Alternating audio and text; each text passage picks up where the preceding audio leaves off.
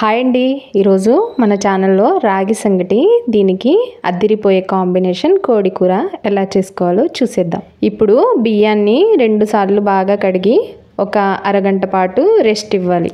ఇప్పుడు ఉల్లిపాయ టమాటాలు కూడా కట్ చేసుకుని పక్కన పెట్టుకోవాలి. తర్వాత ఒక కుక్కర్లో 3 స్పూన్స్ వరకు ఆయిల్ వేసుకుని ఒక బిర్యానీ ఆకు, ఒక దాల్చిని చెక్క, 3 లవంగాలు, కట్ చేసి పెట్టుకున్న ఉల్లిపాయలు కూడా వేసి మీడియం ఫ్లేమ్లో మూత పెట్టి కాసేపు ఫ్రై చేసుకోవాలి. తర్వాత మళ్ళీ మూత తీసి ఒకసారి కలిపేసి మళ్ళీ మూత పెట్టేసి గోల్డెన్ బ్రౌన్ వచ్చే వరకు ఫ్రై చేసుకోవాలి. ఇలా ఉల్లిపాయలు బాగా వేగిన తర్వాత ముందుగా కట్ చేసి పెట్టుకున్న టమాటాను కూడా వేసి ఇవి కొద్దిగా మగ్గే వరకు బాగా ఫ్రై చేసుకోవాలి.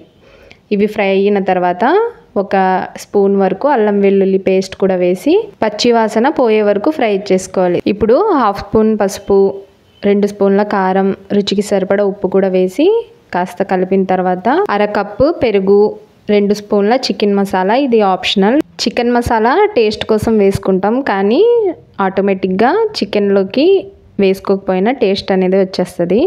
ఇదంతా మిక్స్ చేసుకున్న తర్వాత ముందుగా క్లీన్ చేసుకుని పెట్టుకున్న చికెన్ని కూడా ఇందులో యాడ్ చేసుకోవాలి. యాడ్ చేసుకుని మసాలాలన్నీ బాగా చికెన్కి పట్టేలాగా కలుపుకోవాలి. వాటర్ వేయకుండా కాసేపు మూత వేసి కుక్ చేసుకోవాలి. తర్వాత మూత తీసి దానికి సరిపడా వాటర్ వేసి బాగా మిక్స్ చేసుకోవాలి. మిక్స్ చేసుకున్న తర్వాత కుక్కర్ మూత పెట్టేసి 3 విజిల్స్ వచ్చే వరకు కుక్ చేసుకోవాలి. ఇప్పుడు మనందరికీ ఎంతో ఇష్టమైన కొత్తిమీరను కూడా వేసుకుని కూర దగ్గర పడే వరకు కుక్ చేసుకోవాలి. తర్వాత ఒక స్పూన్ వరకు ధనియా జీరా పౌడర్ వేసుకుని దింపేసుకోవాలి. కూర అయితే రెడీ అయిపోయింది. ఇప్పుడు రాగి సంగటి ఎలా చేసుకోవాలో చూసేద్దాం. ముందుగా ఒక గిన్నె తీసుకుని అందులోకి 1 కప్పు బియ్యానికి 4 కప్పుల వాటర్ వేసుకుని అది వాటర్ కొద్దిగా బాయిల్ అయిన తర్వాత ముందుగా నానబెట్టుకున్న బియ్యాన్ని కూడా ఇందులో వేసి ఇలా బాయిల్ అయ్యే వరకు కుక్ చేసుకోవాలి. రోజు వండే అన్నం కన్నా బాగా మెత్తగా ఉడికించుకోవాలి. ఏ కప్పుతో అయితే బియ్యం తీసుకున్నామో అదే కప్పుతో రాగి పిండి తీసుకుని ఇందులో వేసి అస్సలు కలపకూడదు. కలపకుండానే 2 స్పూన్ల నెయ్యి వేసి మూత పెట్టి ఒక 5-10 మినిట్స్ వరకు వదిలేయాలి. ఇప్పుడు మూత తీసి బాగా మిక్స్ చేసుకోవాలి. ఇది కలపటానికి చాలా ప్రెషర్ పెట్టాలి. స్టీల్ స్పూన్స్ అవి సెట్ అవ్వని చెప్పి నేను వుడెన్ స్పూన్ తీసుకుని బాగా మిక్స్ చేసుకున్నాను. తర్వాత చేతికి ఆయిల్ అప్లై చేసుకుని ఇలా కొద్దిగా తీసుకుని ఇలా రౌండ్గా బాల్ షేప్లో చేసుకోవాలి. ఇలా రౌండ్గా చేసుకోవటం వల్ల ఇది త్వరగా చల్లారకుండా వేడిగా ఉంటుంది.